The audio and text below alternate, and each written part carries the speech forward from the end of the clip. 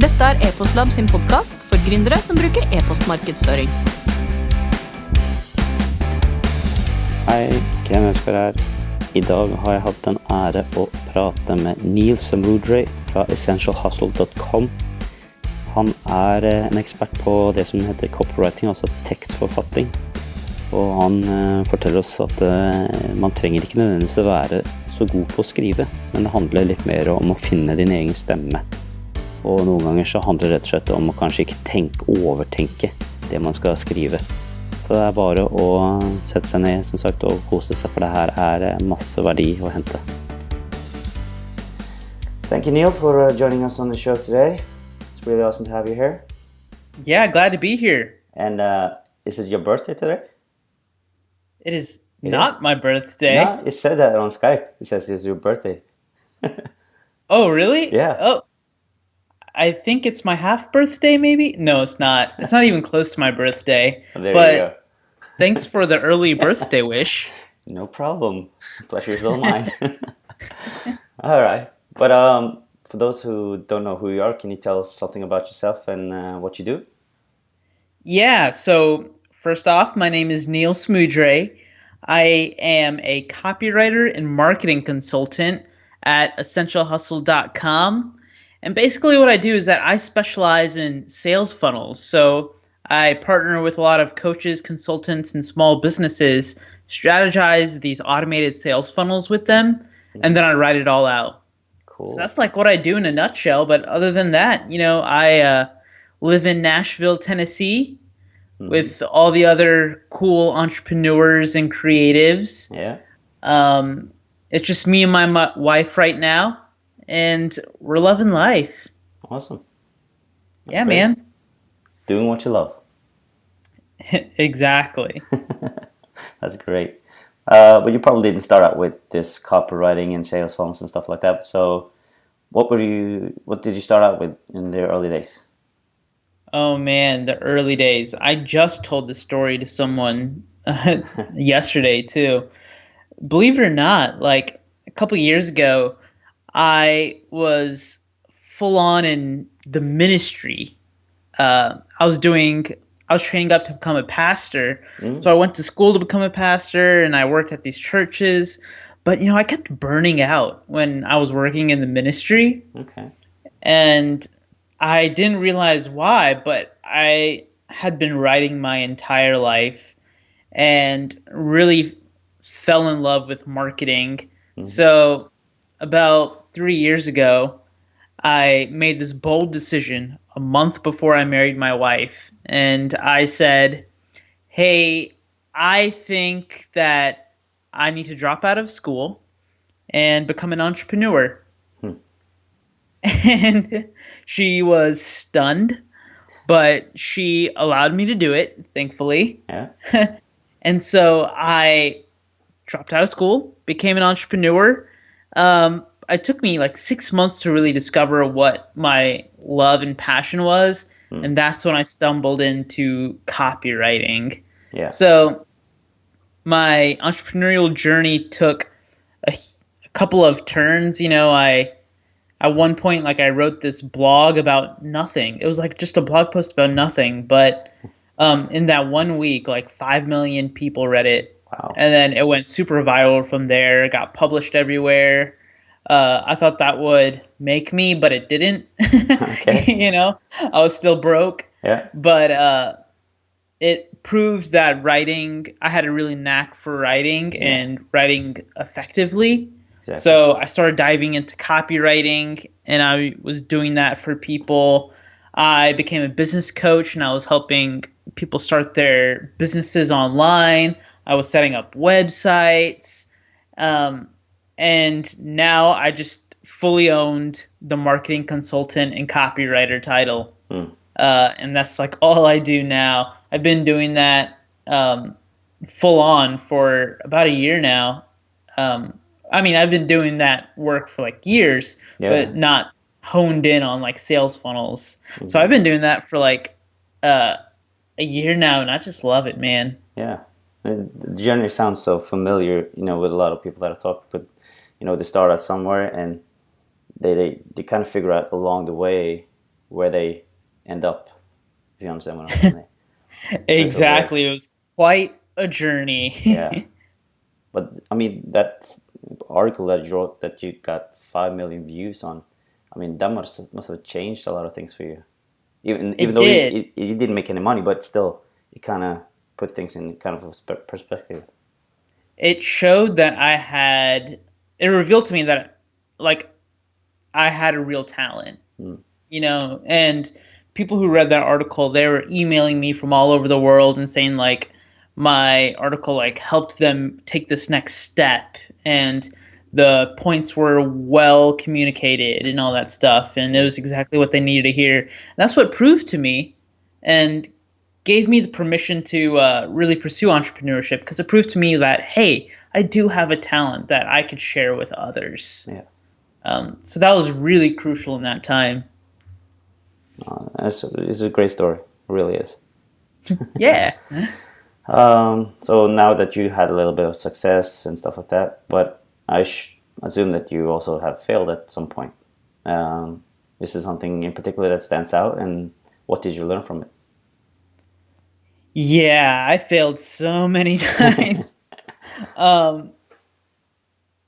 Yeah, I'm trying to like think of a specific time, but I think when I first dove into entrepreneurship, I spent six months like deliberating on like what the next step would be, rather than just starting up a service.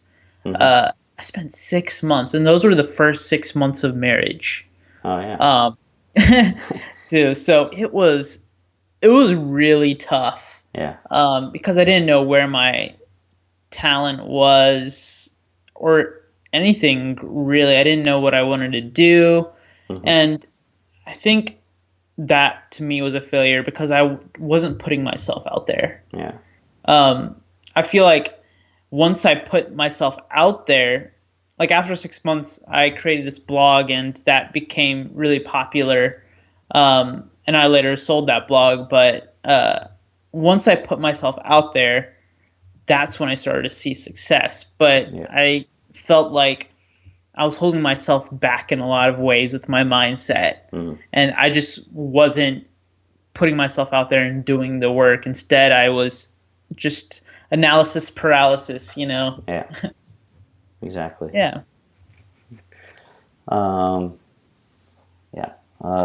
You said you run the essentialhustle.com, so I guess you're familiar with the word hustle. How do you feel about this word? I mean, there's so many entrepreneurs that are using it in a lot of ways, but I don't know if it's all positive or negative and how it does affect people.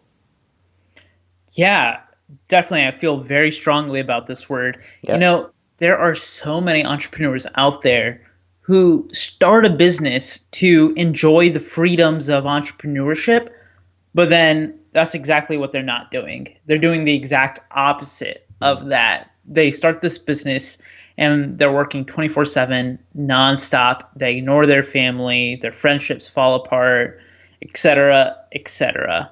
And you know, that's what happened to me. Like in those 6 months, like when I first got married and I had no clue what I was doing, I was the worst friend.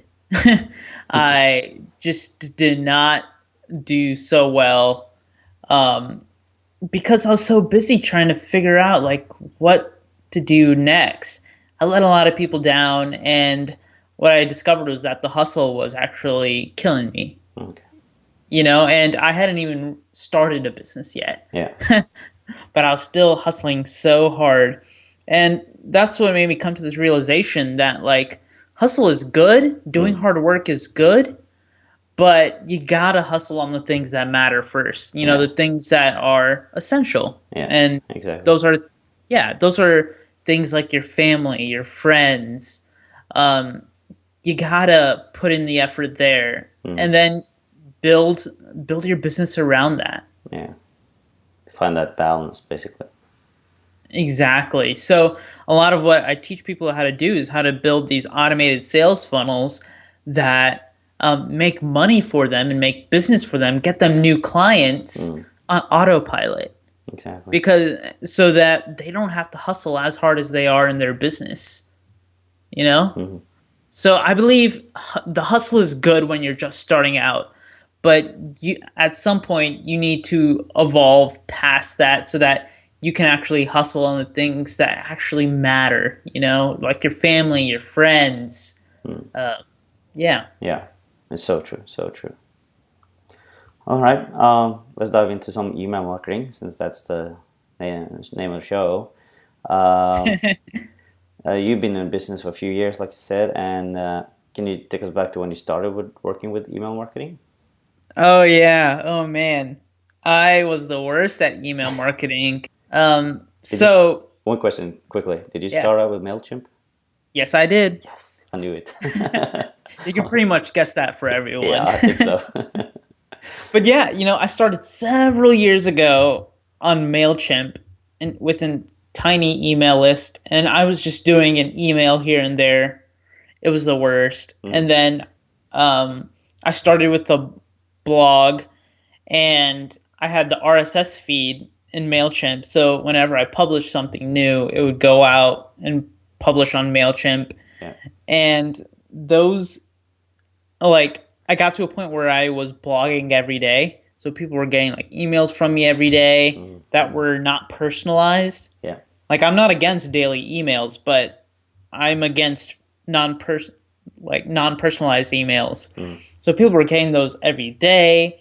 And basically, I was just the worst at email marketing. And it was also because I didn't have any true automation.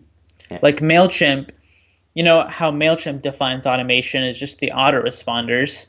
But I didn't really have that even. I was just sending out these big blast emails to my list, no segmenting, no automation, no nothing. So that's where I started out with email marketing. But then I got to this point where when I had that blog that was running really well, I realized I looked at my email list, and my email list was super committed.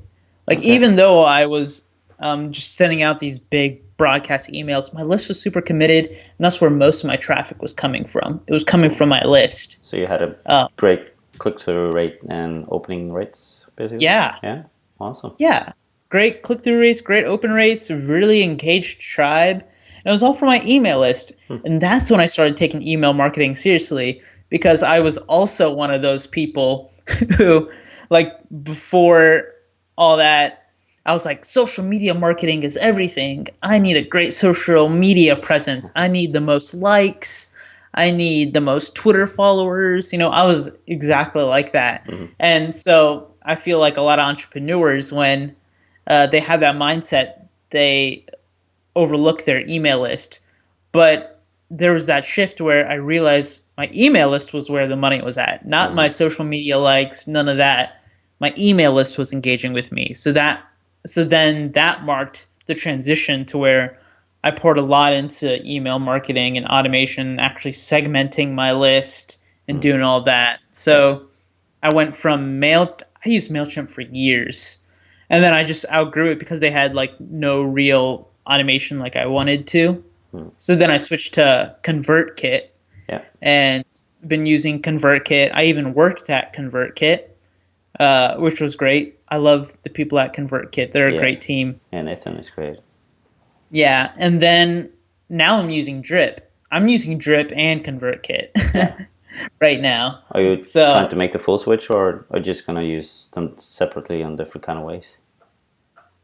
Separately in different kind of ways, because I still have my blog, to which, like, my blog is great for ConvertKit, but then I have like my product site, which my product site, like, if a person buys one product, I want them to automatically be pitched on another product and go through like these infinite product loops and or promo loops and be upsold and all that sort of stuff. And that's where all the automation magic and Drip is happening. Yeah, exactly.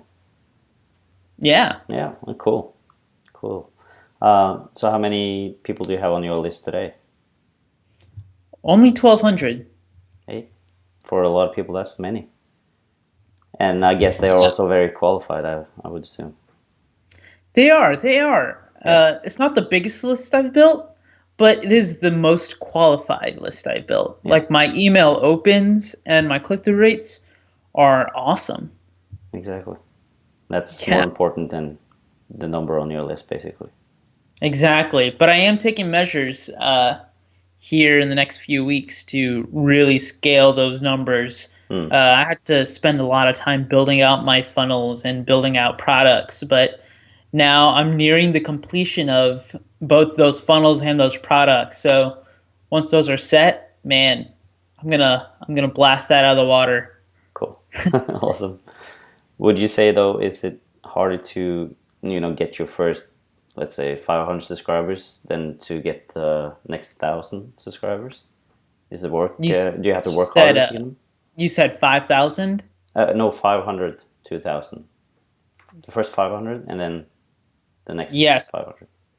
I always say, like, it's harder to get your first few subscribers. Well, I'll say this. I feel like getting from 0 to 100 is not hard. No. But getting from 100 to 500 is hard. Mm-hmm. And then getting from 500 to 1,000 is less hard. And then as you go progressively on, it gets less hard. And that's just because when you're getting from 0 to 100, all you have to do is tell everyone you know. Yeah. You tell everyone you know, and people get excited. They're like, yeah, I'll join.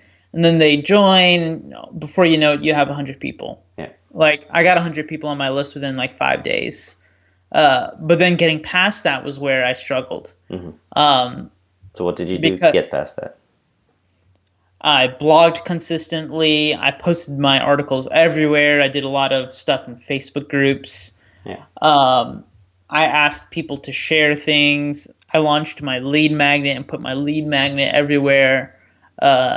That was the hustle. Yeah. Getting from that 100 to 500. But then after that, like, you reach this point where your audience, the more engaged they are with you, they start sharing things. And they start bringing qualified people to you. Mm-hmm. So it kind of multiplies on itself. But 100 to 500, I would say, is the hardest range. Yeah. Yeah. So, but I'm sorry. Yeah. And, I have built lists like greater than 1,200. And it was really just like sheer luck. There was a lot of luck involved with it, where like my audience like would read something, they would take it like above and beyond. So like there was 1 month, like my first month of starting one blog, where I got like 3,000 subscribers instantly. Wow. That doesn't happen to everyone.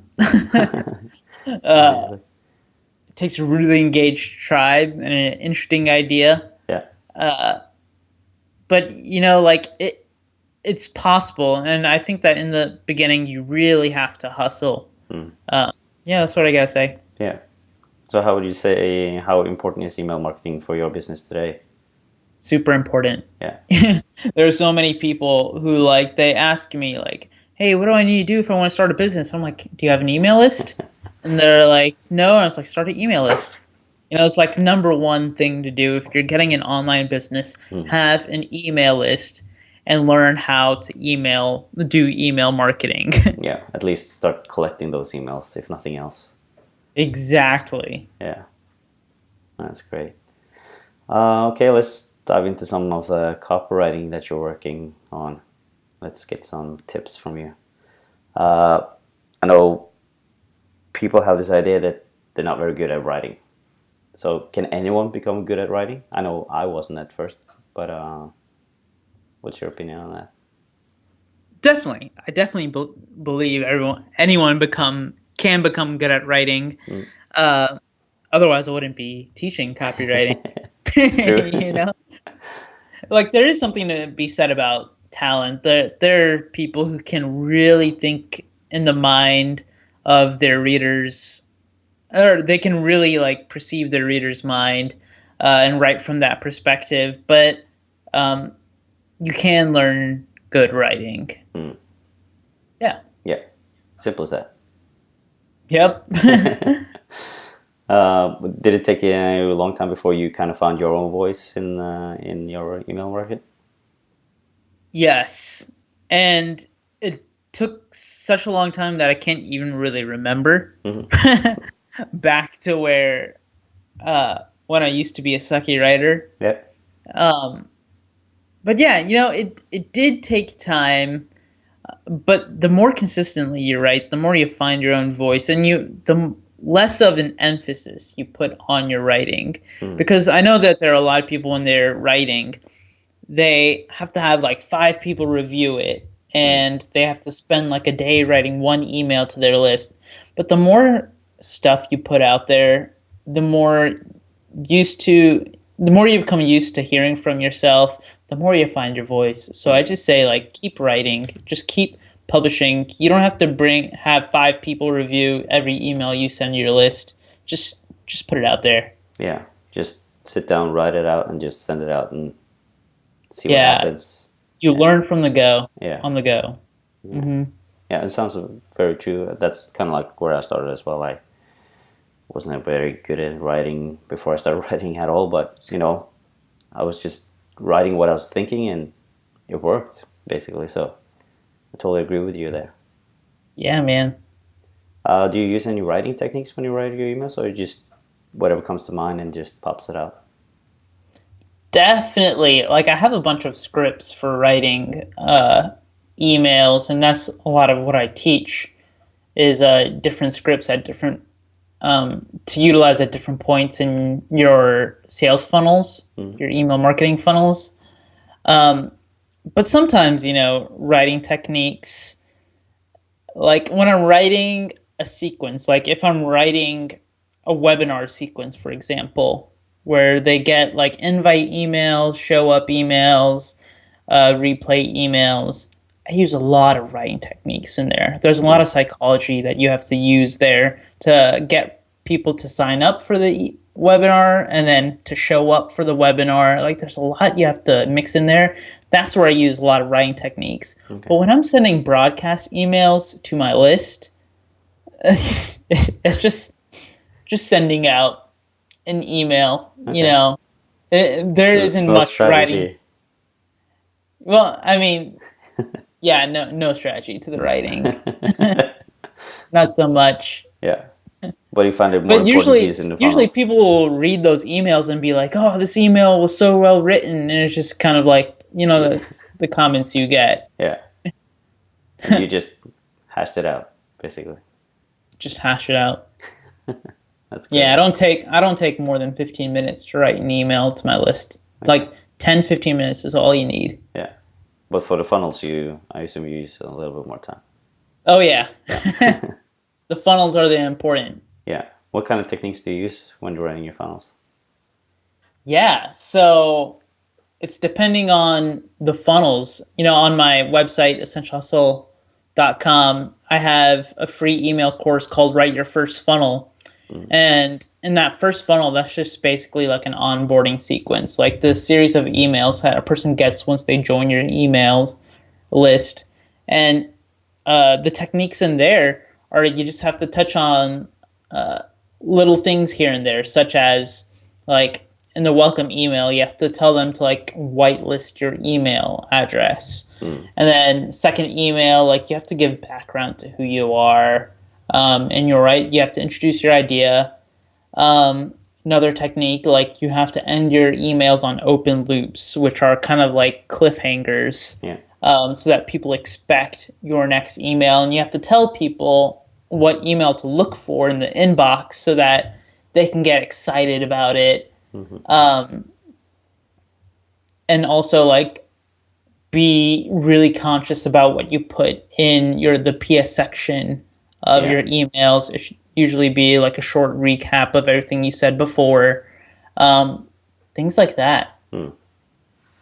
Yeah, sounds great. You do a lot of storytelling as well, I think, but is that a big part of your writing?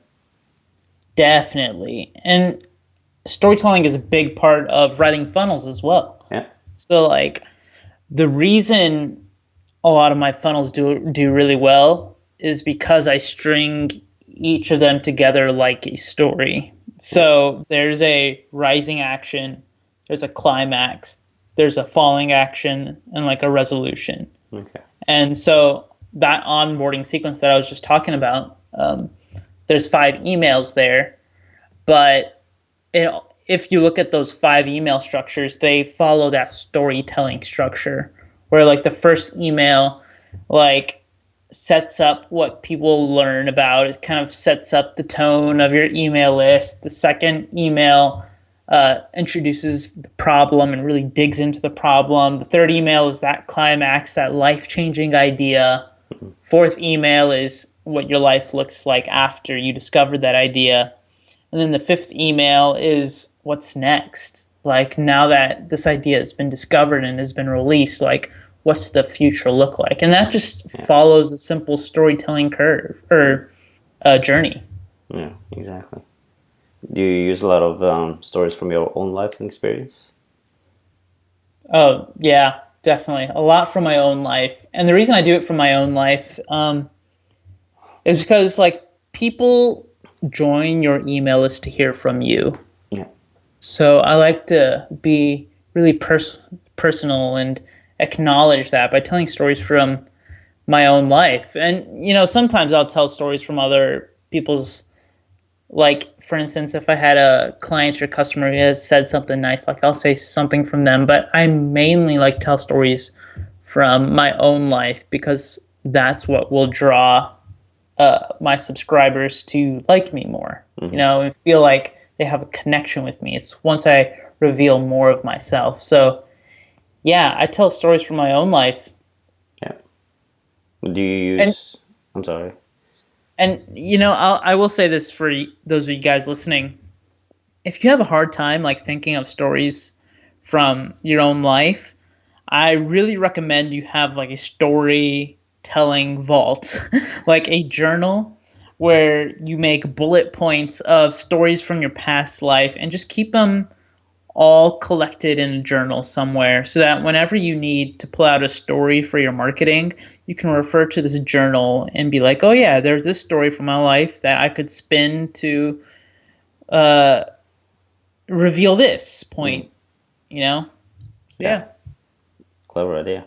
And that was actually what I was going to ask you about, if you kind of tie up your experiences and stories to marketing and you kind of weave them all in. The time. Yeah. All the time. Exactly. And, you know, it's important to tell stories because stories grab people's attention. Yeah.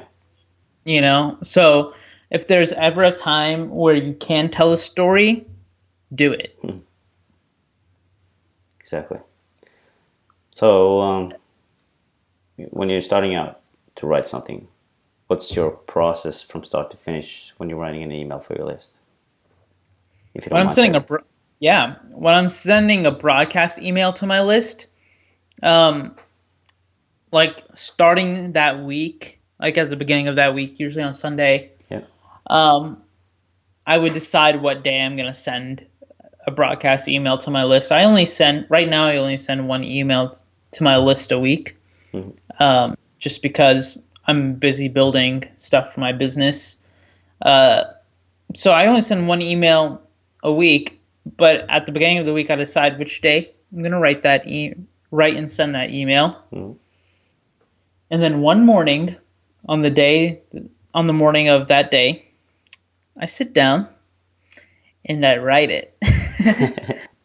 I write it straight into ConvertKit or Drip or whatever and send it. I only take like 10-15 minutes on it. Yeah. Yep. That's the great secret. And that's it. That's the great secret. And I mean, that's for broadcast emails too. Like, I write a lot of these email marketing funnels, and for those of course like take a lot of planning. Like for my clients, so a lot of these sequences that I write are like 15 emails, you know? So I will like sit down and it's usually in like a stroke of genius moment where I just bang out like 10 emails all at once and then go back and edit. But yeah, that's basically the process. And that process there isn't much of a process. No, but still. Yeah. Yeah. So for those who want to get better at writing, what would you recommend? Join influencers' email lists. Other people's email lists, join their list and see how they're writing. Observe their writing, take it on for yourself, because then you'll become a better writer by just observing, by studying. Yeah. There are a lot of people who believe they can write emails and that's not a big deal, but then when they write an email, it's just this big, large chunk of text that doesn't touch on many things. So with that being said, the more writing that you read from other people who are way better at it, like the more you're gonna absorb that for yourself, and the more you'll learn from that. And things to like look for is look at the length of the paragraphs, see how long they are. Other things is note their call to actions and how they do their call to actions, because call to actions are huge in emails. Note their subjects, and also make a list of what appealed to you in that email. So like, for instance, if you're in your inbox and you're scrolling through, you're probably on a bunch of different people's email lists, but you're probably only going to open one of those emails. And the large chunk of emails that you have, you're probably going to open one email there. Why did you open that email? Just ask yourself that question. Yeah, just what made that email stand out to you? And then read the copy in there and say, what's different about this email? The more you ask really intentional questions like that, the more you'll learn. Yeah. Do you practice this yourself as thinking of reading other people's email? All the time. Yeah. All the time. Yeah. So like I'm on a bunch of different email lists. A lot of people are trying to like clear their inbox from being on all these email lists. They unsubscribe from everything, but I see a big benefit in being on a bunch of influencers' email lists, and that is you can learn from their copy. You can learn what works and what doesn't work. Yeah. And you can't learn that stuff unless you're exposed to all this different sort of copy. Yeah. Anybody who you follow that you would recommend? Good question. I really recommend Ray Edwards, who's a copywriter, rayedwards.com. I learned a lot from him. I'd recommend my friend Mike Kim. He's a great copywriter and his emails are awesome.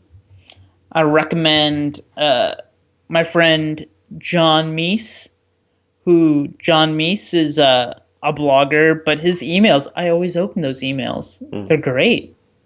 He has great subject lines to them. Yeah. But those are three right there. Two of those are copywriters. John Meese is a professional blogger, but yeah, those are three email lists that I recommend. And of course, my own. I think I write pretty good emails. Yeah, that's why we have you here. Awesome. All right. Well, things are about to wrap up here, but do you have any last tips on email marketing that you would recommend? Last tips on email marketing. Yeah, don't stress out about it. That's the biggest tip I have. There's so many people I know who they take forever to write email, and writing an email to their list is like the scariest thing to them. So they'll spend like 5 days writing one email to their list, like one broadcast email. And I say just like put it out there, and that's only with broadcast emails. Yeah. Also, have a good system for turning people on your email list into buyers. and that's where the sales funnel comes in. Yeah. Like you need to have a simple strategy. Like if you had one automated webinar funnel where people come to a webinar, they receive a series of emails, they buy from that webinar. Then in your broadcast emails, link to that automated webinar funnel in your PS section, like all the time, because you know that funnel makes money for you. So that's what I say is have a good funnel in place and don't stress about email marketing. Cool. That's a great tip. Yeah. Is there like a book or a tool that you use that you would recommend for people? One book or tool. This doesn't relate with email marketing, but I literally just finished this book. And it's called Profit First by Mike Michalowicz. Yeah, because you bought a stack of books lately, didn't you? Yeah. I'm like already I'm just tearing through them. I've already finished like 2.5 of them. Oh, great. But yeah, Profit First by Mike Michalowicz. He has this. It's a book about accounting, and just how to set up your business accounting. But it's the simplest strategy. That is game changer for me right now. Like as soon as I read the book, I set up the system, and it's doing wonders for my business. Awesome. Like every month I'm profitable. Well, every month. Like I only implemented it this past month, but we're still profitable, so it's all good. I see the money building up, and I'm like, oh, this is great. Awesome. If people want to connect with you, what's the best way to do that? Yeah, go to essentialhustle.com. Yep. That's it. Yep. All right. Before we end the show now, what you got planned for your business next 3 to 6 months? Oh man, you saved the best question for last. Yeah. I got a lot planned out. Let's hear it. A lot, but I'm releasing my full-on course called the Funnel Course, and I'm teaching the best funnel blueprint that I know. It's just one strategy to get you more clients and sales. And so what I do is I teach the strategy, and then I give you all the scripts for how to write the copy for it. So that is called the Funnel Course, and I'm building that right now, almost finished with it. And then once I release it, the funnels are going to go up, and that's it. I'm going to start just selling that like crazy, transition to more product-based business. That sounds exciting though. Yeah, man, I can't wait. Yeah. You got to let us know when it's up and running. Definitely will. Yeah. Anything else that you got planned, or is that the only focus you got? That's the main plan. Yeah. I'm working with a bunch of clients right now. And so I'm going to continue working with clients, but have that's my own thing that I'm working on is building that course and setting up the funnel for it. And then I have a bunch of one-off services that I'm doing. I review people's funnel copy and strategy, all that sort of stuff. Yeah. But my main focus is building that course and releasing it. Yeah. Sounds good. Yeah. Yeah. All right. Thanks, Neal, for coming to the show and sharing everything. And yeah, man. Thanks for having me. It was a pleasure. Yeah. Finally, made it possible to do this. That's so great. Oh man. All right. Take care, and can't wait to see a little bit more about that funnel project of yours. All right. Thanks, man. Okay. Bye. Bye.